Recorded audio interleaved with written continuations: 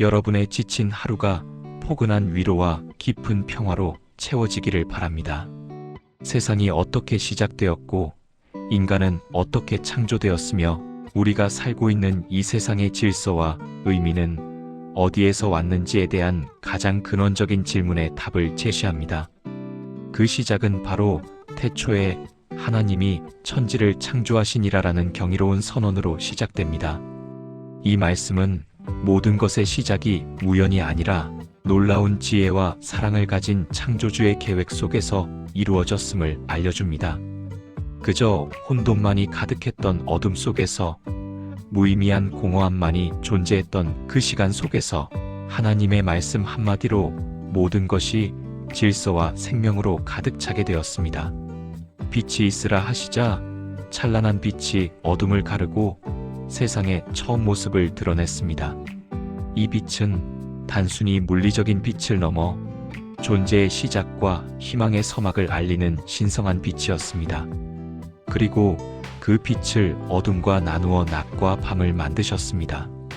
이는 세상의 모든 질서와 시간의 흐름이 하나님의 주권 아래 있음을 보여줍니다. 다음으로 하나님은 궁창을 만드시고 물 가운데서 물을 나누셨습니다. 위에는 하늘이 펼쳐지고 아래에는 바다가 형성되는 경이로운 창조의 과정이었습니다. 이로써 우주의 거대한 구조가 세워지고 생명체가 거할 수 있는 공간이 마련되었습니다.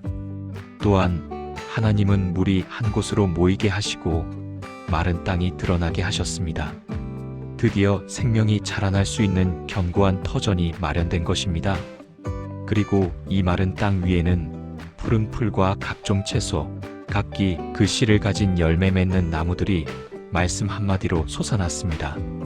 이 모든 식물들은 자신의 생명을 이어갈 씨앗을 품고 있어 생명의 순환과 번영이 영원히 지속될 수 있도록 창조되었습니다.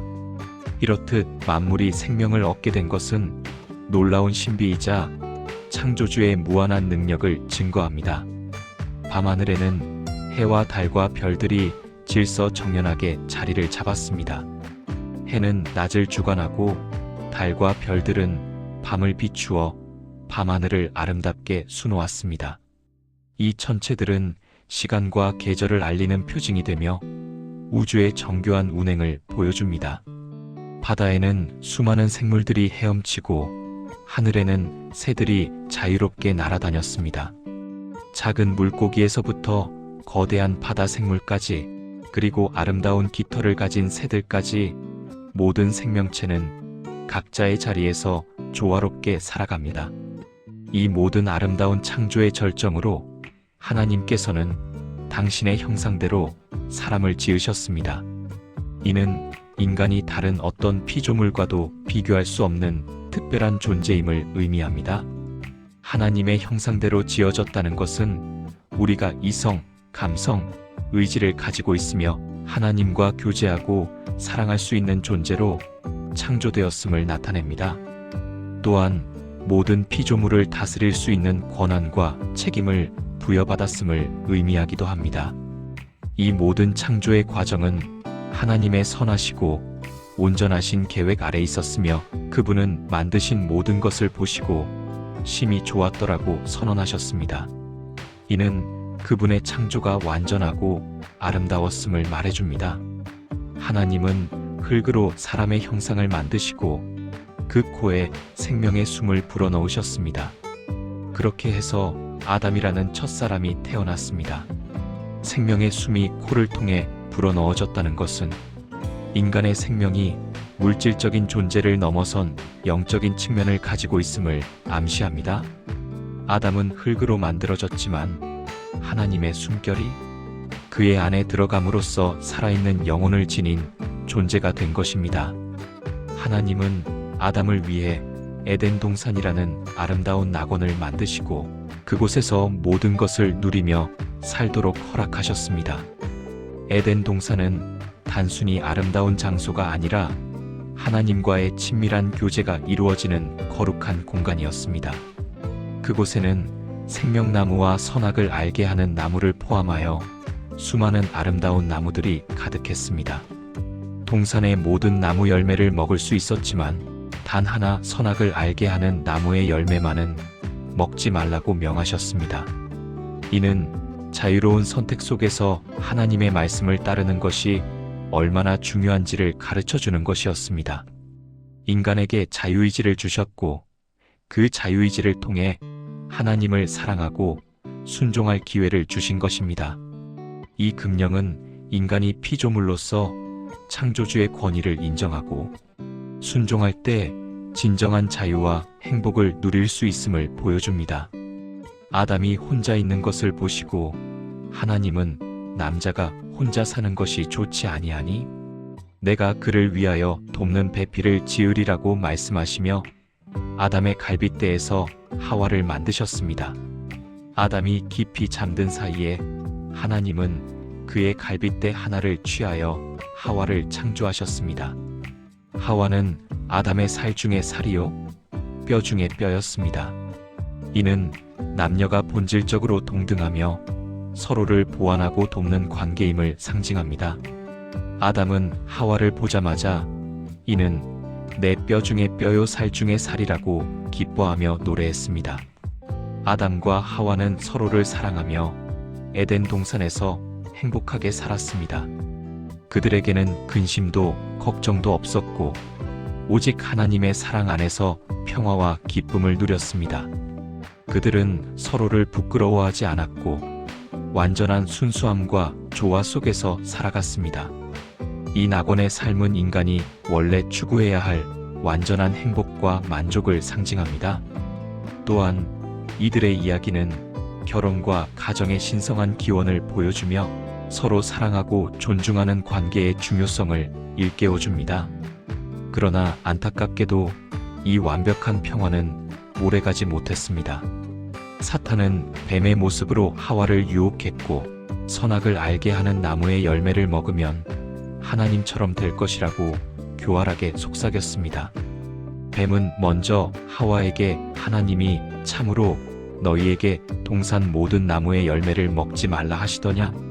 라고 질문하며 하나님의 말씀에 대한 의심을 심기 시작했습니다. 하와는 동산 나무의 열매는 우리가 먹을 수 있으나 동산 중앙에 있는 나무의 열매는 먹지도 말고 만지지도 말라 너희가 죽을까 하노라고 대답했습니다. 그러자 뱀은 더 대담하게 너희가 결코 죽지 아니하리라.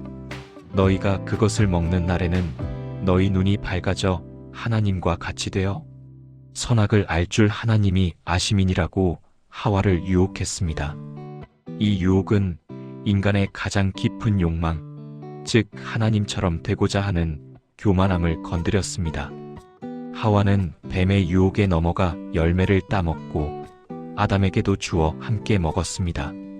그녀는 그 나무의 열매가 먹음직하고 보암직하며 지혜롭게 할 만큼 탐스러워 보였기 때문이었습니다. 이 행위는 단순히 열매를 먹은 것을 넘어 하나님의 말씀에 불순종하고 스스로 하나님처럼 되려 했던 교만함의 상징이었습니다. 그들은 하나님의 권위를 거부하고 자신들의 의지를 따르기로 결정한 것입니다. 그 결과 그들은 죄를 짓게 되었고 순수함을 잃고 부끄러움을 느끼게 되었습니다. 그들의 눈이 밝아져 자신들이 벌거벗었음을 알게 되었고 무화과 나무 잎으로 몸을 가리려고 했습니다.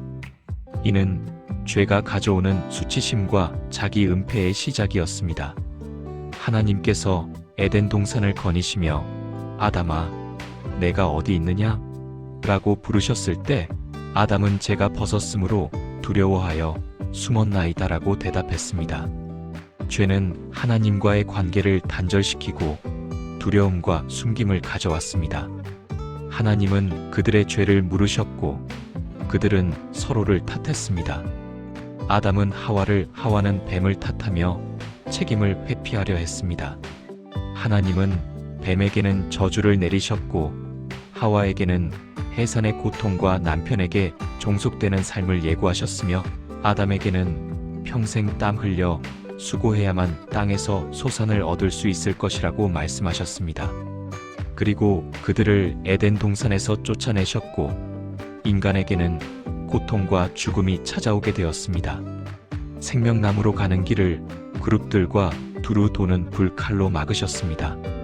이는 죄 지은 인간이 영원히 살 수 없도록 하신 하나님의 공의로운 심판이었습니다. 이 이야기는 우리가 삶에서 유혹과 시험을 마주할 때 어떤 선택을 해야 하는지에 대한 깊은 교훈을 줍니다. 때로는 가장 달콤하게 속삭이는 목소리가 우리를 가장 큰 위험으로 이끌 수도 있음을 기억해야 합니다. 순간의 쾌락이나 잘못된 욕망에 이끌려 영원한 가치를 잃어버릴 수 있음을 경고하는 것입니다. 동시에 죄의 결과가 얼마나 크고 심각한 것인지, 그리고 한 번의 잘못된 선택이 얼마나 많은 고통과 변화를 가져올 수 있는지를 우리에게 보여줍니다. 하지만 이 이야기 속에서도 하나님은 인간에 대한 사랑을 완전히 거두지 않으셨습니다. 가죽옷을 지어 입히신 행위는 비록 에덴 동산에서는 쫓겨났지만 인간을 향한 하나님의 보호와 자비를 상징합니다. 이는 구원의 희망이 죄악 속에서도 여전히 존재함을 암시합니다. 에덴 동산에서 쫓겨난 아담과 하와는 두 아들 가인과 아벨을 낳았습니다. 가인은 농사를 짓는 자가 되었고 아벨은 양을 치는 목자가 되었습니다. 각자의 직업에 따라 그들은 하나님께 제물을 드렸습니다. 가인은 땅의 소산으로 제물을 삼아 하나님께 드렸고 아벨은 양떼의 첫 새끼와 그 기름으로 제물을 드렸습니다. 둘 다 하나님께 제물을 드렸지만 하나님께서는 아벨의 제물은 기쁘게 받으시고 가인의 제물은 받지 않으셨습니다. 아벨의 제물은 믿음으로 드려진 것이었지만 가인의 제물은 형식적이었거나 마음이 온전하지 못했던 것으로 해석됩니다. 이에 가인은 심히 분하여 안색이 변했습니다. 그의 얼굴에는 분노와 질투가 역력했습니다. 하나님께서는 가인에게 내가 분하여 함은 어찌 됨이며 안색이 변함은 어찌 됨이냐? 내가 선을 행하면 어찌 낯을 들지 못하겠느냐? 선을 행하지 아니하면 죄가 문에 엎드려 있느니라. 죄가 너를 원하나 너는 죄를 다스릴지니라고 말씀하시며 경고하셨습니다. 이는 죄가 우리 마음속에 도사리고 있으며 우리가 의지를 가지고 죄를 다스려야 함을 가르쳐 줍니다. 그러나 가인은 하나님의 경고를 무시했습니다. 결국 가인은 시기심과 분노에 사로잡혔고 아벨을 들로 유인하여 죽이고 말았습니다. 인류 최초의 살인이었습니다. 한 형제가 다른 형제를 죽이는 비극적인 사건이 발생한 것입니다. 하나님께서는 가인에게 내 아우 아벨이 어디 있느냐? 라고 물으셨을 때 가인은 제가 제 아우를 지키는 자입니까? 라며 발뺌하려 했습니다. 그러나 땅에 스며든 아벨의 피는 하나님께 울부짖었습니다. 하나님께서는 가인에게 벌을 내리셨고 땅에서 저주를 받아 더 이상 농사를 지을 수 없게 될 것이며 유리하는 자가 될 것이라고 말씀하셨습니다. 가인은 제 벌이 너무 무거워 견딜 수 없나이다라고 호소하며 하나님 앞에서 멀리 떠나갔습니다. 하지만 하나님은 가인에게 가인을 죽이는 자는 벌을 7배나 받으리라 하시며 그에게 표를 주어 아무도 그를 죽이지 못하게 하셨습니다. 이는 하나님께서 죄를 벌하시면서도 동시에 생명을 보호하시려는 자비로운 마음을 보여주셨습니다. 이 가인과 아벨의 이야기는 인간 내면의 어두운 그림자, 즉 질투와 분노가 얼마나 무서운 결과를 초래할 수 있는지를 경고합니다. 우리 마음속에 일어나는 부정적인 감정들을 어떻게 다스려야 할지, 그리고 용서와 화해가 얼마나 중요한지를 깨닫게 합니다.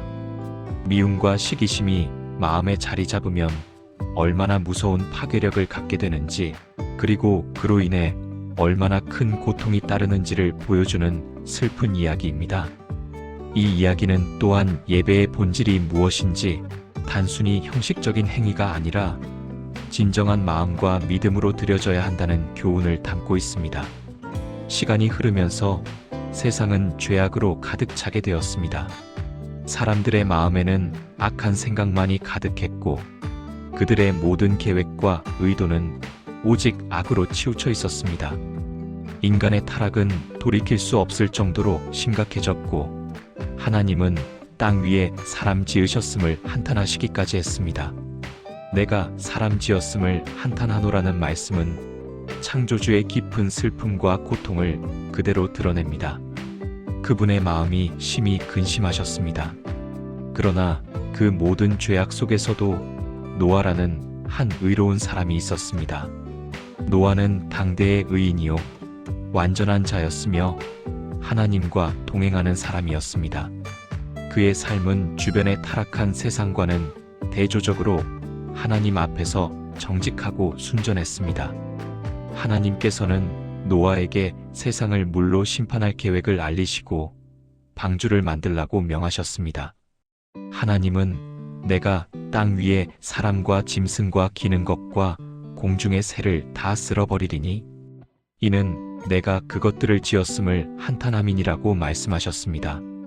노아에게 주어진 임무는 거대하고 어려운 것이었습니다. 방주는 거대한 나무로 지어져야 했고 안팎으로 역청을 칠하고 여러 층으로 나뉘어 방을 만들며 창과 문을 내야 했습니다. 주변 사람들이 이해할 수 없는 행동이었을 것입니다. 그들은 노아를 비웃고 조롱하며 그의 말을 믿지 않았을 것입니다. 하지만 노아는 묵묵히 하나님의 말씀에 따라 방주를 지었습니다. 그는 하나님께서 명령하신 모든 것을 그대로 준행했습니다. 그의 순종은 절대적인 믿음에서 비롯된 것이었습니다. 그리고 때가 되어 하나님께서 명하신 대로 노아의 가족과 모든 종류의 동물들이 방주 안으로 들어갔습니다. 정결한 짐승은 암수 7쌍씩, 부정한 짐승은 암수 1쌍씩, 그리고 공중의 새들도 암수 7쌍씩 방주로 들어갔습니다. 이 모든 생명체들은 하나님의 인도로 질서정연하게 방주로 들어갔고 하나님께서 방주의 문을 닫으셨습니다. 이 순간은 심판의 시작이자 구원의 문이 닫히는 순간이었습니다. 큰 비가 40일 밤낮으로 쏟아졌고 하늘의 문들이 열리고 땅의 깊은 샘들이 터져나왔습니다. 물이 땅 위에 넘쳐 흘러 모든 높은 산들이 잠기고 땅 위의 모든 생물들이 물에 휩쓸려 사라졌습니다. 숨쉬는 모든 생명체가 죽었습니다. 오직 방주 안에 있던 노아의 가족과 동물들만이 살아남았습니다. 그들은 거대한 물 위를 떠다니며 하나님의 보호 아래 있었습니다.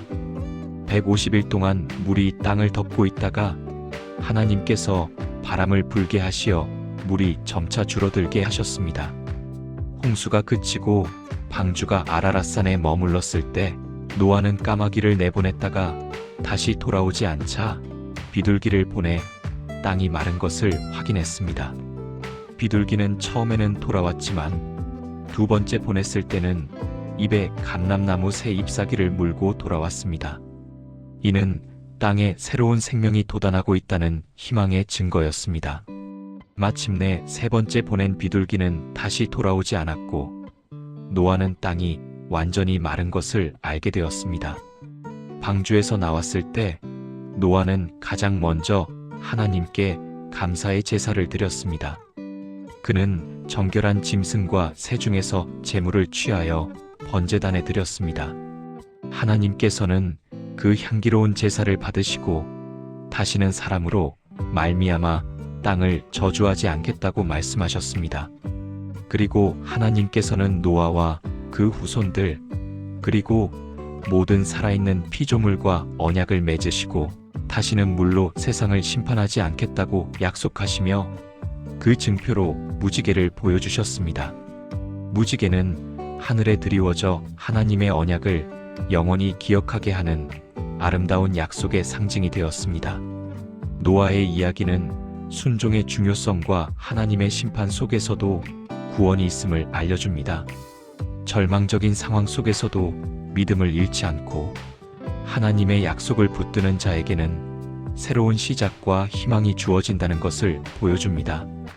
또한 인간의 죄악에 대한 하나님의 공의로운 심판과 동시에 그분의 무한한 자비와 사랑을 동시에 경험하게 합니다. 노아의 이야기는 우리에게 어떤 상황 속에서도 하나님을 신뢰하고 그분의 말씀에 순종하는 삶이 얼마나 중요한지를 가르쳐 줍니다. 그리고 고난 속에서도 희망을 잃지 않는 믿음의 본보기가 됩니다. 홍수 이후 사람들은 다시 번성하기 시작했습니다. 그들은 시날 평지에 정착하여 서로 의논하며 한 가지 계획을 세웠습니다. 벽돌을 만들어 견고하게 굽고 역청으로 접착하며 하늘에 닿는 높은 탑, 바벨탑을 쌓으려 했습니다. 자, 성읍과 탑을 건설하여 그 탑 꼭대기를 하늘에 닿게 하여 우리의 이름을 내고 온 지면에 흩어짐을 면하자고 말했습니다. 이는 자신들의 힘과 명성을 드높이고자 하는 교만한 마음에서 시작된 일이었습니다. 그들은 하나님의 권위를 무시하고 자신들의 능력을 과시하려 했으며 온 세상에 흩어지라는 하나님의 명령에도 불순종했습니다. 하나님은 그들의 교만한 계획을 보시고 이 무리가 한 족속이요 언어도 하나이므로 이같이 시작하였으니 이제 그 하고자 하는 일을 막을 것이 없으리로다. 자, 우리가 내려가서 거기서 그들의 언어를 혼잡하게 하여 그들이 서로 알아듣지 못하게 하자고 말씀하셨습니다. 결국 하나님은 그들의 언어를 혼잡하게 하여 서로의 말을 알아듣지 못하게 하셨습니다. 사람들은 더 이상 서로 소통할 수 없게 되자 탑을 계속 지을 수 없게 되었고 계획은 중단될 수밖에 없었습니다. 이로 인해 사람들은 탑을 완성하지 못하고 각기 언어별로 흩어져 온 땅으로 퍼져나갔습니다. 그래서 그곳의 이름을 바벨이라고 불렀는데 이는 혼란 또는 혼잡이라는 의미입니다. 바벨탑 이야기는 인간의 교만과 오만이 얼마나 덧없는 것인지를 경고합니다. 모든 영광은 오직 하나님께만 돌려야 하며 인간의 능력과 힘을 과시하려는 시도는 결국 실패로 돌아간다는 것을 깨닫게 합니다. 겸손의 중요성과 공동체의 분열이 어떻게 시작되는지를 보여주는 교훈적인 이야기입니다. 인간의 힘과 기술이 아무리 뛰어나도 하나님의 계획과 섭리를 거스를 수는 없으며 교만한 마음은 결국 파멸로 이어진다는 영원한 진리를 담고 있습니다. 이 이야기는 또한 언어의 다양성과 인류의 분산에 대한 설명을 제공하기도 합니다. 이 모든 이야기들 속에서 우리는 하나님의 사랑과 공의, 그리고 인간의 자유로운 선택과 그에 따른 책임에 대해 깊이 생각해 보게 됩니다. 어둠 속에서 빛을 창조하시고 인간을 지극히 사랑하셨던 하나님의 마음을 느끼며 동시에 인간의 연약함과 죄악을 통해서도 우리를 포기하지 않으시는 그분의 인내를 발견합니다. 창세기는 단순히 과거의 기록이 아니라 오늘을 살아가는 우리에게도 끊임없이 질문을 던지고 삶의 방향을 제시해주는 지혜의 보고입니다. 우리가 어디에서 왔으며 왜 여기에 존재하며 어디로 가야 할지에 대한 근원적인 답을 찾게 해줍니다. 또한 인간의 타락과 죄의 영향, 그리고 그 가운데서도 베풀어지는 하나님의 변함없는 사랑과 구원의 계획을 엿볼 수 있습니다. 이 이야기들을 통해 우리는 우리 자신의 존재의 의미와 삶의 목적을 다시 한번 깊이 성찰할 수 있습니다. 하나님의 창조 질서 안에서 우리가 어떻게 살아야 할지, 유혹과 죄악 앞에서 어떤 선택을 해야 할지, 그리고 절망 속에서도 어떻게 희망을 붙들 수 있을지에 대한 영적인 통찰을 얻게 됩니다. 창세기의 말씀은 우리에게 영원한 진리를 깨닫게 하고 우리의 영혼을 풍요롭게 하며 삶의 깊은 의미를 탐색하게 합니다. 그 안에서 우리는 하나님의 전능하심, 자비하심, 그리고 모든 것을 계획하고 주관하시는 그분의 신실하심을 깨닫게 됩니다. 이러한 깨달음은 우리의 마음에 평안을 가져다주고 어떠한 어려움 속에서도 흔들리지 않는 굳건한 믿음을 선사할 것입니다. 이 창세기의 이야기들이 여러분의 마음에 따뜻한 위로가 되고 잔잔한 평화를 가져다 주었기를 바랍니다. 모든 시작은 때로는 혼돈스럽고 어렵지만 그 속에서도 하나님의 뜻과 섭리가 있음을 기억하며 오늘 밤도 깊은 잠에 드시기를 바랍니다. 여러분의 마음속에 평화와 안식이 가득하기를, 그리고 내일 아침 새로운 희망과 기쁨으로 다시 시작할 수 있기를 진심으로 기도합니다. 창세기의 말씀처럼 우리 삶의 모든 순간에도 하나님의 선하신 계획과 인도하심이 함께할 것을 믿으며 여러분의 영혼이 이 밤 깊은 안식 속에서 재충전되기를 소망합니다. 고단했던 하루의 짐을 모두 내려놓고 부드러운 이 말씀의 품 안에서 편안히 쉬세요. 하나님께서 여러분을 사랑하시고 언제나 함께하심을 잊지 마세요. 부디 평온하고 복된 밤 되세요.